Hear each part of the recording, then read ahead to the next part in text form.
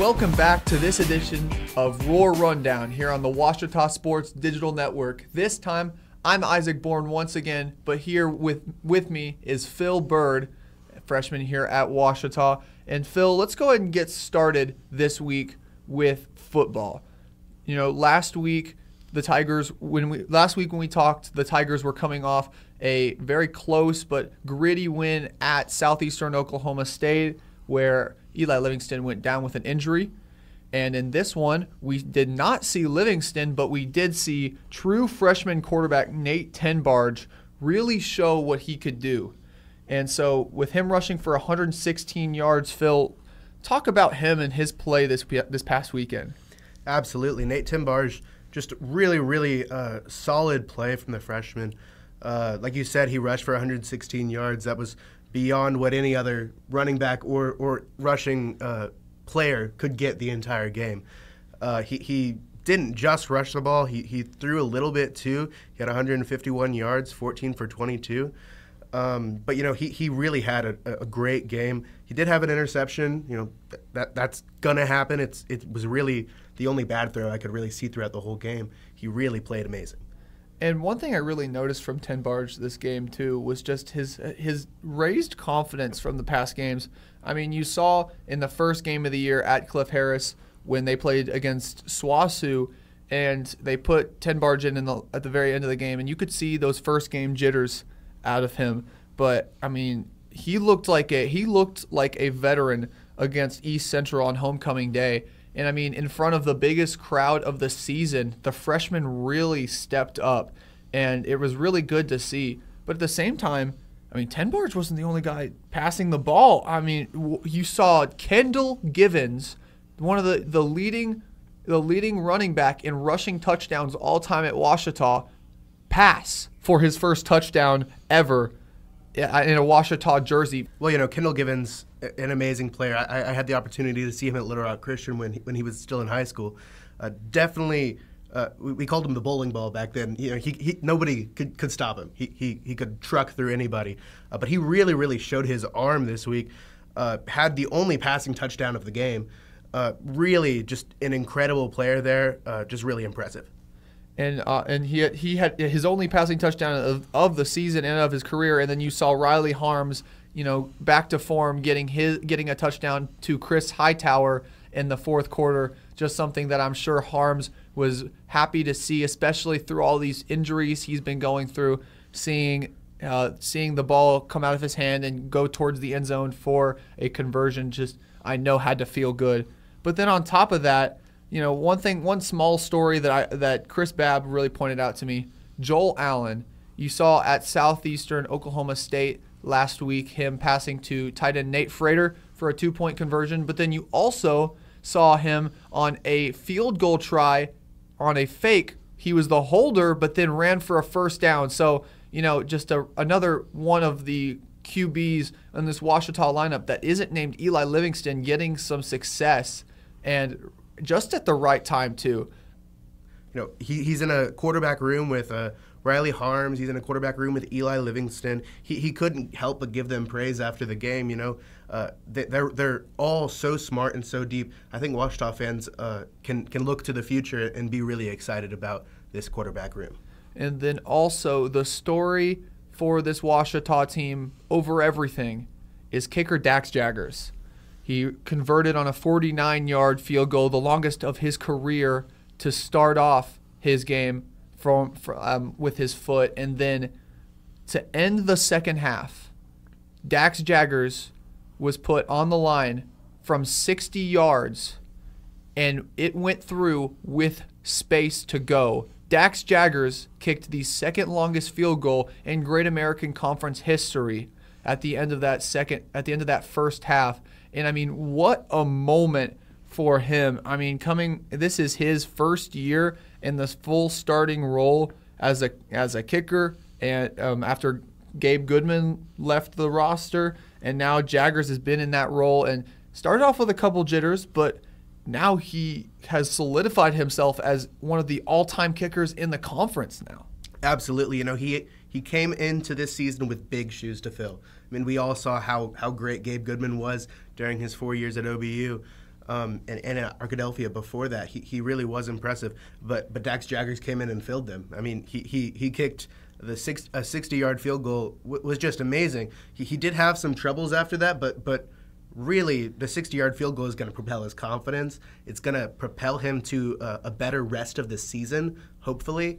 Really nothing but good things can come out of an attempt like that. And then finally, I wanted to talk a little bit about, the upcoming game on Saturday. I think, with Jaggers winning GAC Special Teams Player of the Week, they go into that with a little bit of confidence there. But then now Ouachita coming back home, playing at Cliff Harris Stadium against the number 1 team in the nation, the Harding Bisons. Ouachita this week in the most recent AFCA poll moving up to number 9. So this makes it the third year in a row that Ouachita and Harding have faced off against each other, both as top 10 teams in the nation. And so now you see the number 9 Tigers going against the number 1 Bisons. The Bisons have only allowed 1 touchdown this season. How does Ouachita go into a team that looks unbeatable? Well, I think the focus is going to be defensive going into this game.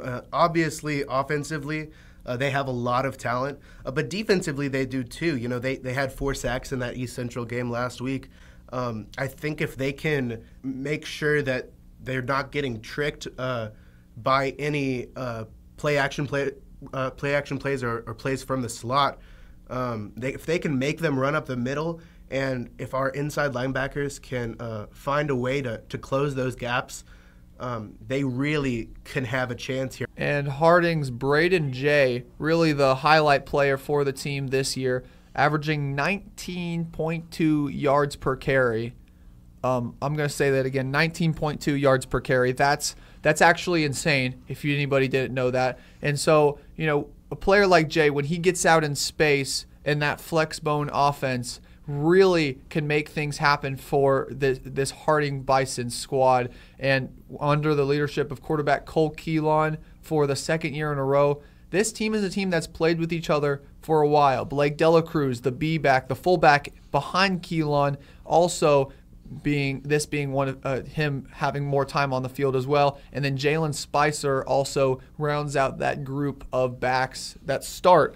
But then Andrew Miller as well. This Harding team is deep. They have a lot of running backs that can get out in space. And so, like you said, making sure that this Harding team stays out of space and just making sure that Ouachita can contain. I'm not saying stop, but can contain big runs and make sure that, a 20-yard run doesn't turn into a 40-yard run, or making sure a 10-yard run doesn't turn into a 30-yard run is what really is going to be the game changer for them. And like you said, the defense, Mikey Gonzalez, players like him, that front line, Rovell Carter, Joey Ortego, that front line for Ouachita is going to be a big factor. But also, like we were talking about before the pod, Dawson Miller and Jax Miller, 2 captains in that back line for a linebacker. Talk about the strategy for Ouachita when it comes to those linebackers. Well, absolutely. You can't let them get into space. The game of football is won and lost in the trenches. I believe that wholeheartedly. And so we talked a lot about Harding's backs. Harding's O-line is wonderful. For Ouachita, like you said, our inside linebackers, our outside linebackers, we have to be hitting them hard every play. We need to get them tired. If we are able to outlast them in the trenches there, we can really take away one of their biggest assets and turn it into an asset for us. And I think our D-line is more than capable of doing that. I'd really like to see them do it. And then also turning to Harding's defense, like we said, only allowed 1 touchdown this season, and that was to Oklahoma Baptist in Shawnee. They bring just as good of a defense as well, led by Ty Duggar in the secondary. I mean, Ouachita's offense has had its struggles this season, but the highlight has been quarterback Eli Livingston for this team. He's actually, at the time before this past East Central game, was tied for first in the conference in rushing yards, and for a quarterback, that's just absolutely stellar. One player that really helped with that this year, or this past week against East Central, has to be left tackle Dylan Horton, winning Offensive Player of the Week for the Tigers, and not in the GAC, but winning Offensive Player of the Week for Ouachita. Horton is going to be a big factor for this Tiger team so that they are able to get out in space playing at that outside tackle position. But now, moving on to men's soccer, over from the field to the pitch, as we talk about this men's soccer team. And Coach Wes Hollyfield really has had his team much improved from last season. Earlier this week, the Tigers hosted Fort Hays State, and that 3-1 score, while it doesn't look too impressive, if you watch the game, you really saw that the Tigers of Ouachita fought in that one. The score was at 1-1 most of the game, and a goal late into the second half put Fort Hays up, and then a game sealing goal to put the Tigers of Fort Hays up for good was what eventually sunk the Tigers. But moving on to Saturday, a game that I'm sure not too many people had eyes on because it wasn't on OSDN, but that conference win at home over Newman gives the Tigers their first conference win at home since Southern Nazarene in 2021. And so, a week where the Tigers had a game where they fought against one of the top talents in the conference and then beat one of the top teams in the conference, how does that help a team's confidence? Yeah, absolutely. I think I have had the opportunity to watch a lot of these games. I've had the opportunity to commentate. I've talked a lot to Coach Wes Hollifield, and I think that what we've seen from this team all season is that grit and dedication to a hard work ethic. They don't do things that show up in the stat books, in the box score very often. They go for 50-50 balls. They don't keep possession for very long, and that's purposeful. They're a very defensive-minded team that's going to play really far back in their own half of the field. So I think, seeing a win over Newman, seeing some success come from that team is really, really going to boost their confidence for the rest of the season. Like you said, they haven't won a conference game since 2021. This is a much-needed update to that record. It's finally starting to show just how good this team really can be. And, we've had some amazing players on this team. Alexis Murillo with his 5th goal of the season coming in the 24th minute there. Dylan Stahl, another stellar week at the goalkeeper position. He leads the GAC in saves with 6.44 saves per game. And that's somewhat of a two-sided sword because it means they're getting a lot of shots on goal, but that's not expected. That's not unexpected from the teams that they're playing, because they play such a defensive style of game. And Dylan Stahl is just playing his role perfectly. And Stahl, the junior, for the Tigers, has really been a stout presence in that goal. And, other names that you really want to go into for this team that aren't Murillo and Stahl, Christian Baker and Hunter Reck, two veterans in that back line, have really led that defense for the Tigers and really held it up for a while, and they have held it up all season. And they're great leaders, and Reck, both of them also good captains for the team. And Murillo scoring his 5th goal in that Newman game is just something to behold as well, because no one else on the team has more than one. And another quick stat about Murillo is that against Fort Hays State, when he scored that corner kick, that is his 3rd goal on a direct corner kick of the season. So Murillo is dangerous when you put him in that corner, and he really has shown that this season. And this week they have an opportunity to continue this conference success. On Thursday, Harding is coming here. They're coming here on Thursday for soccer, and then they come back on Saturday for football. But Harding, consistently a talented team in the conference, is going to be a big test for this Tiger team. But then also on Saturday, Northeastern State comes to town. when they went to Tahlequah and faced off against the Riverhawks last time, it was a close 1-0 or 1-0 loss. And so this right here is going to be an opportunity for the Tigers to avenge that loss and hopefully to gain some more momentum going into the week after that. But men's soccer looking really good, but so is women's soccer. Let's talk about them and how the biggest win of their regular season so far at home at Cluck Field last week, as they took down Oklahoma Baptist to take outright first place in the Great American Conference before tying with Southern Nazarene on Saturday. What things about this soccer team, that might not have been there at the start of the season are really starting to show now?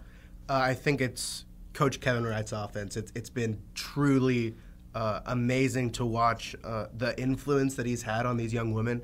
They're a young team. They have a lot of younger players that get a lot of playing time. Hattie Gardner, with the most goals scored on the season, with 3 so far, tied with Allison Reese, the sophomore, who actually would score in this Oklahoma Baptist game. They're just showing how deep they are.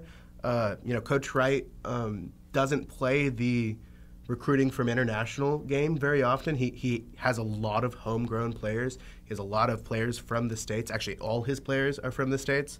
And that's not something you see a lot in today's collegiate soccer game. So I think seeing the success that we've seen from him just goes to show the grit that his players play with, and the passion that they play with. I hear when I'm at those games, I hear all the time the players calling out what others should do, and they're really taking leadership. They're taking ownership over their roles, and that all comes back to the coach. I think one trend you've seen with this women's soccer team is, there's a new sophomore every week on that offensive attack that has really gotten a chance to shine. First, you saw Hattie Gardner with her GAC Player of the Week campaign a couple weeks ago, and then you saw Tegan Yowzy with some late-game heroics twice this season, really getting her time in the spotlight. And then this past week, it's been Allison Reese. She had that goal against Oklahoma Baptist, and then she had a goal against Southern Nazarene to really solidify her place as the top offensive player of the week, at least for this Lady Tiger squad. And then last week we talked a little bit about it, winning GAC Goalkeeper of the Week last week. Karina Chavarria, the senior for this Lady Tiger team, has really come into her own at that goalkeeper position. At the beginning of the year, the Lady Tigers were debating on who should start in the goal between her and Taylor Hapgood. And while Hapgood had some really good performances, Chavarria really came into her own. Something that is really exciting to watch was just her gaining confidence, but also just her athleticism really showing a lot in that goal. And also the Ouachita defense getting behind her as well. I mean, I'd be remiss if I didn't talk about Abby Moore and Abby Cowgill, the duo of Abbies back there that have really been special for this Lady Tiger team, not just this year, but obviously last year, both winning all GAC honors in their own right. Absolutely. This Tiger defense does not let up on the team. It doesn't matter if they're down 1-0 or up 3-1. They will continue to pound at the ball, continue to jump for those 50-50 balls, put their bodies in a tough situation in order to prove how mentally tough they are and how physically tough they really are. As you said, Chavarria, with an amazing performance so far in conference, done really, really good. Taylor Hapgood will get her time. I fully believe that. She's very young. She's going to have a lot of seasons to prove herself, but this is Chavarria's season, and she is proving that time and again just how amazing she is at the goalkeeper position. And then the Lady Tigers on the schedule this week.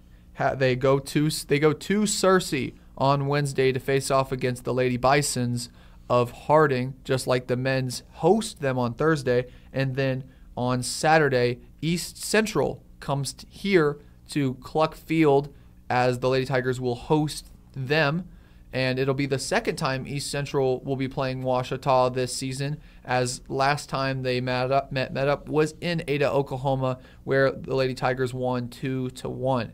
And so really all of this is leading to Saturday being a day that you do not want to turn off the channel from the Ouachita Sports Digital Network. We've got women's soccer at 11, we've got men's soccer at 2 o'clock, and then we've got the pregame show starting at around 5:30 that night for the most anticipated Division II football matchup of the season, as Harding comes to Cliff Harris Stadium to face off against number 9 in the nation, the Ouachita Tigers.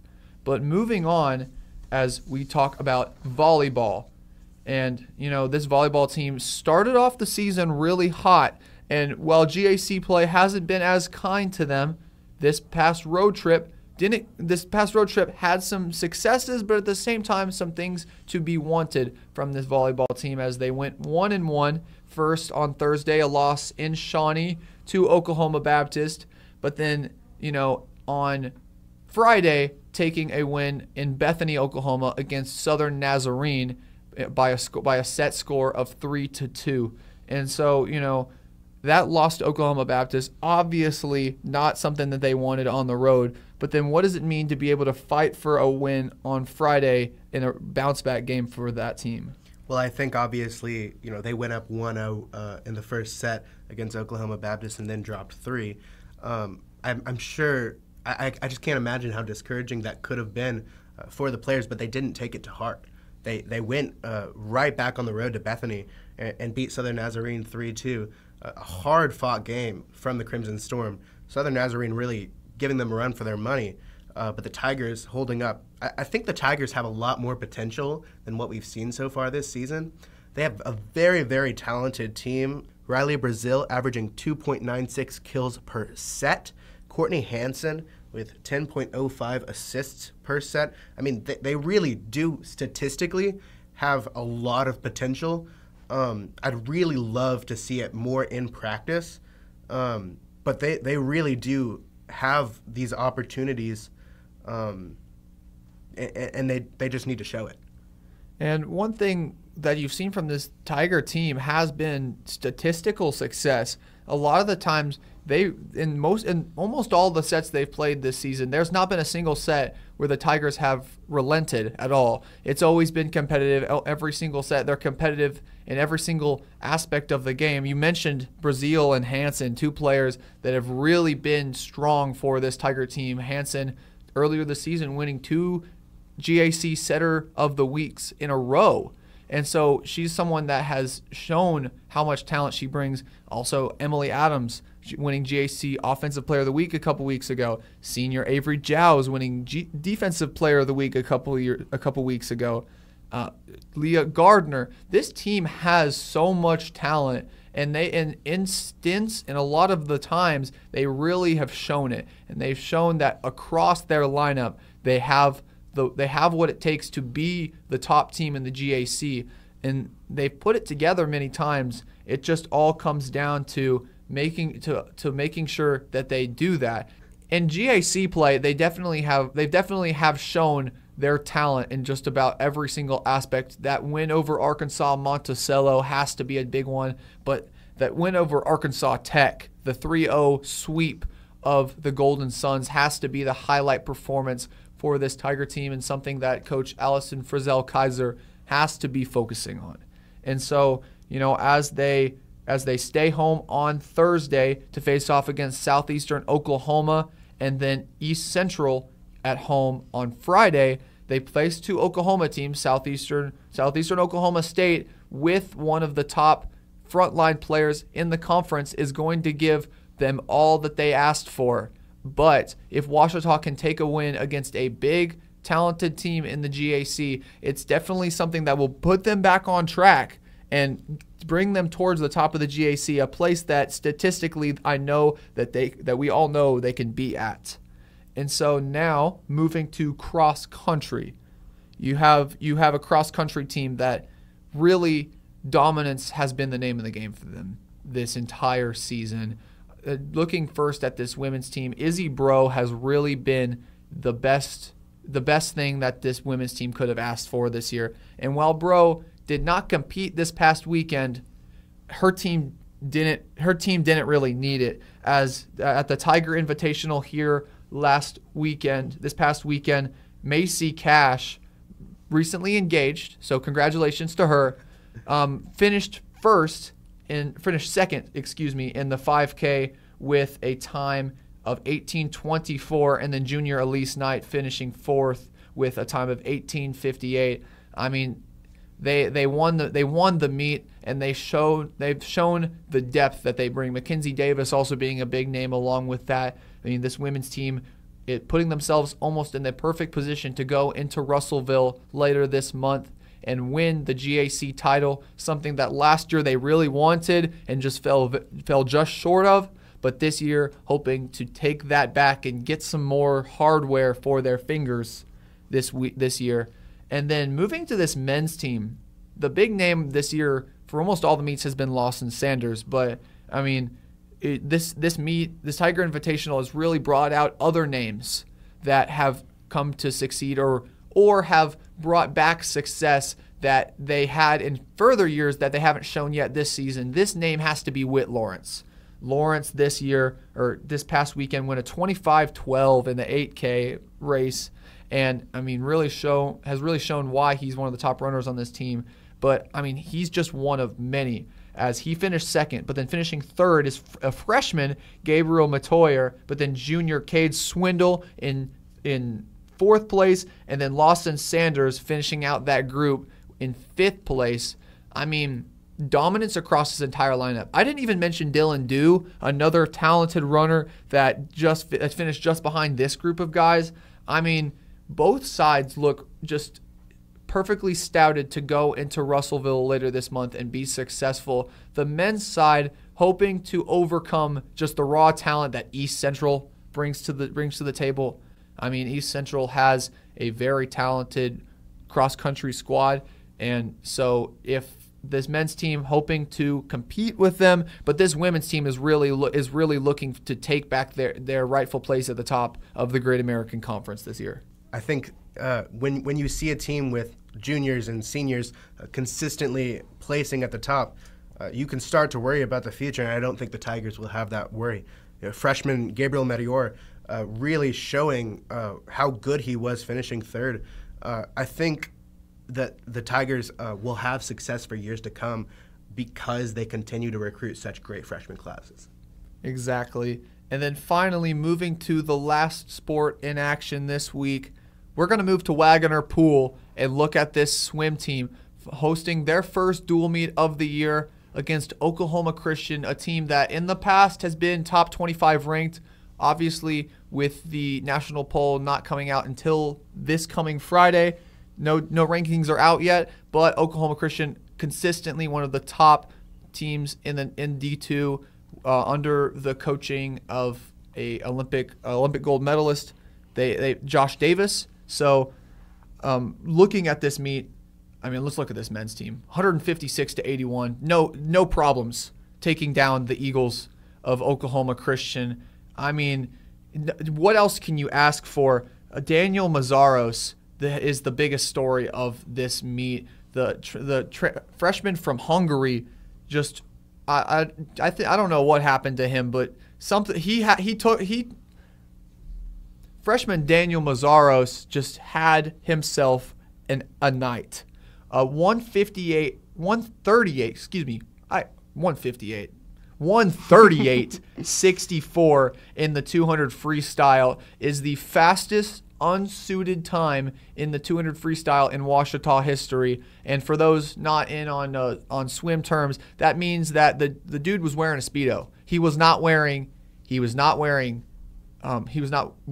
a technical suit. He was just wearing a regular swimsuit. So, Mazaros, with much more to give, already one of the top swimmers in Ouachita's history.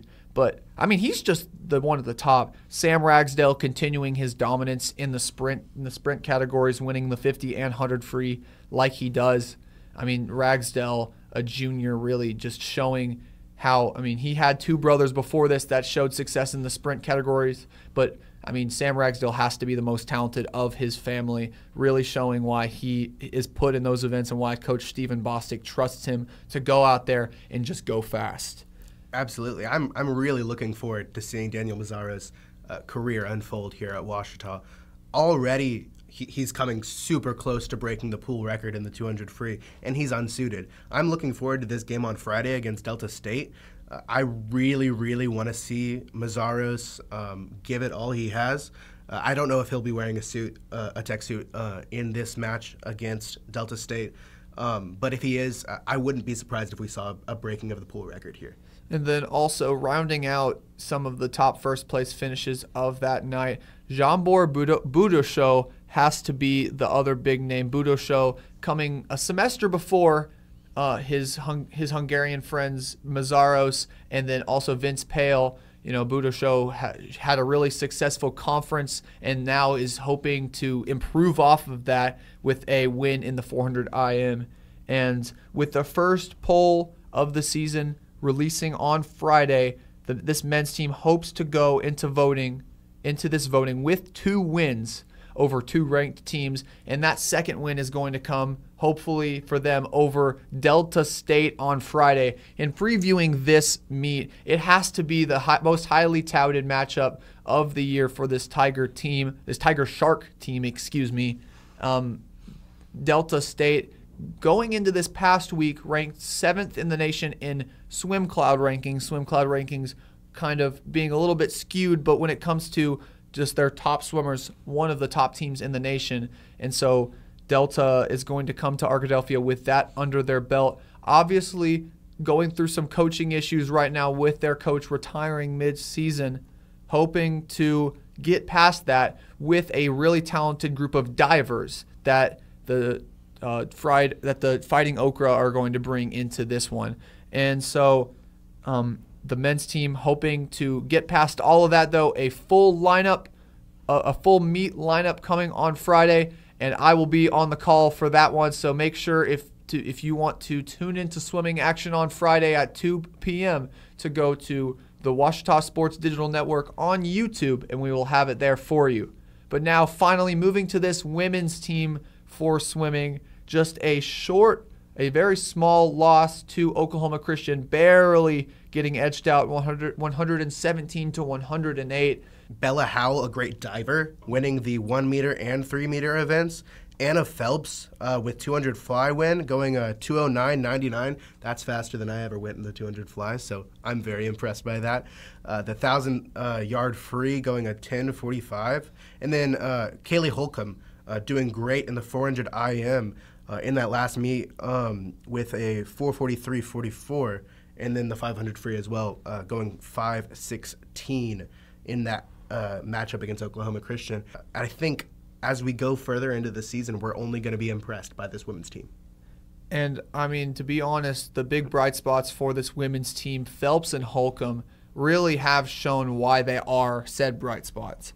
Anna Phelps, while she succeeded in the 2 fly and the 1,000 free, is really a Swiss Army knife for this women's team. Can really succeed in just about any event they throw her in, unless it's sprint. And it's okay, she'll let me say that. But same with Holcomb as well, just a Swiss Army knife, and even more so than Phelps because of her success in shorter sprint events like the 200 and 100 freestyle events. And so with leaders such as those two, this team really has a good future ahead of it, and under the leadership of Captain Elise Henderson, really look to be talented and want to go into this season, later into this season, with some success. Absolutely, and I think we'll hopefully see some of that success on Friday against Delta State from the women's team as well. Really, the 200 fly and 400 IM, Anna Phelps in the 200 fly and Holcomb in the 400 IM, those are two of the, in my opinion, most difficult events in swimming.